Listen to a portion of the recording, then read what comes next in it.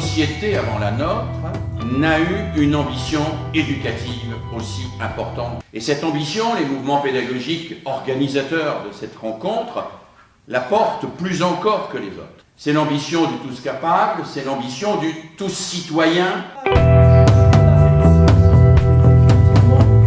On peut avancer qu'il n'y a pas d'indignité, j'en viens à mon sous-titre, du système éducatif français. On est dans un processus évidemment inachevé, tant du point de vue de la pédagogie que des réformes structurelles. Pas d'excès d'honneur non plus, quand on constate la constance du creusement des inégalités sociales. Une refondation en demi-teinte. Alors, je pourrais de ce point de vue-là, évidemment, vous renvoyer aux 30 propositions du CNESCO qui ont été rendues publiques le 2 mars dernier. Je rejoins tout à fait Jean Housset. La pédagogie nouvelle était un phénix toujours appelé à renaître de ses cendres. Aujourd'hui, on est dans une pédagogie dite traditionnelle qui souvent ne se définit pas comme telle. Ce qu'on appelle la pédagogie traditionnelle ne peut pas être une solution au regard de ce que l'on se propose, par exemple l'égalité pas seulement des chances mais l'égalité des résultats. La tradition pédagogique, elle est dominante, et c'est pourquoi on est obligé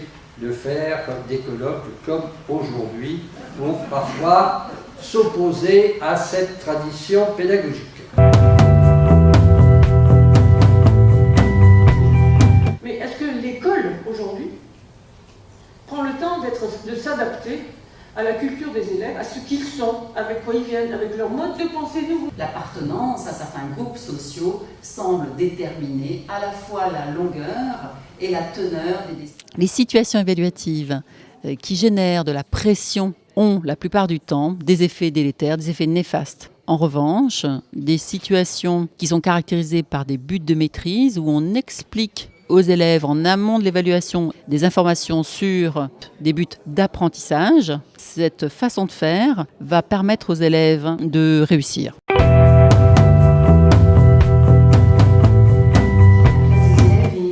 que je me rends compte, c'est que sur des questionnements qui peuvent interroger les adultes, les chefs d'établissement en particulier, bien souvent les élèves ont de très très bonnes réponses. Le bien-être dans un établissement scolaire ne peut pas se faire s'il n'y a pas de collectif fort. C'était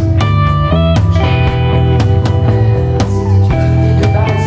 Lorsque nous avons lancé ce conseil, c'est vraiment de développer des évaluations qui puissent accompagner la communauté éducative.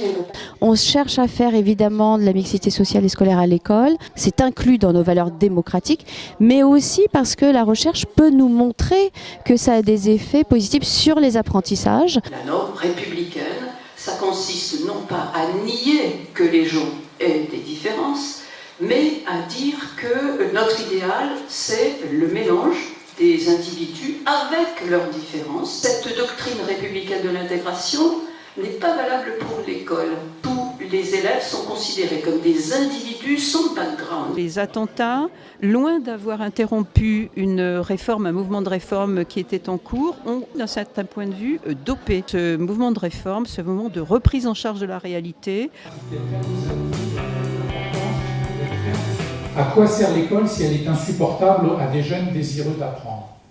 Beaucoup de gens ont dit, on sait comment faire apprendre les élèves aujourd'hui. Si on regarde du côté des politiques, ce qu'on a dit, c'est une forme de timidité des gens qui étaient dans la majorité actuelle, de ne pas revendiquer finalement, de peu parler du bilan. Et puis du côté des candidats, d'avoir des propositions très très faibles sur les questions d'éducation et d'école aujourd'hui. Pour ces échéances électorales comme pour l'après, la seule chose que je peux nous souhaiter, c'est du courage. Merci.